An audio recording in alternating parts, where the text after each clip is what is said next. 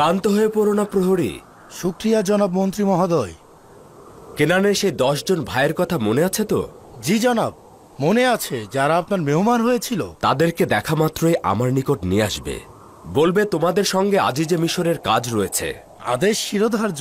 জনাব মালেক পূর্বেই আমাদেরকে এমনটা বলে দিয়েছে। পূর্বেই আপনার এই ঘোষণা তাদেরকে জানানো হয়েছে। নিশ্চিত থাকুন তাদেরকে আপনার কাছে নিয়ে আসা হবে। হ্যাঁ, রওনা হও।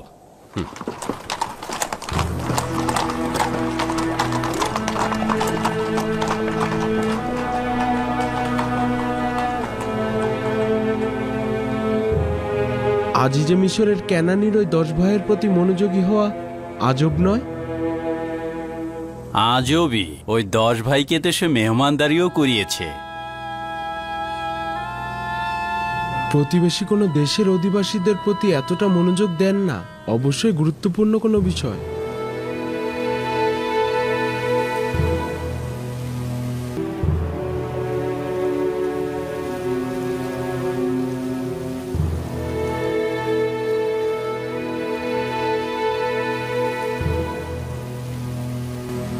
আব্বাজান, ইউসুফের তিক্ত অভিজ্ঞতার পরে কেন ভাইজানদের সঙ্গে বেনিয়ামিনকে পাঠালেন?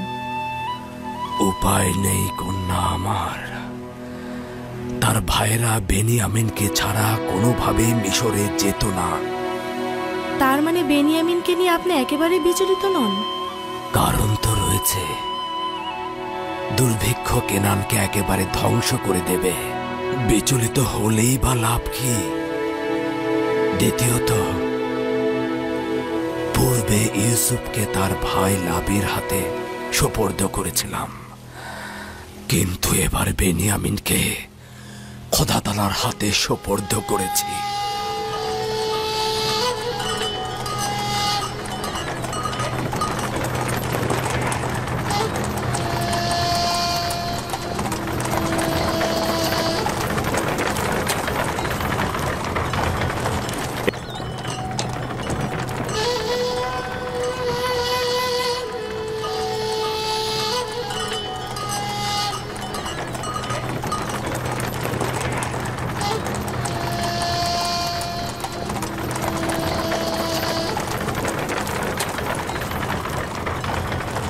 এদিকে এসো আব্বাজানের কলিজার টুকরা।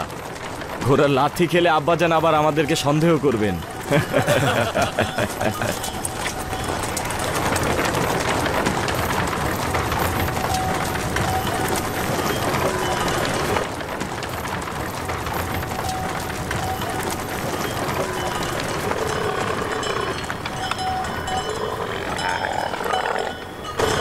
আচ্ছা সত্যি করে বল তো, তুই আর তোর ভাই আব্বাজানকে কি জাদু করেছিস যে তোদেরকে এত ভালোবাসে?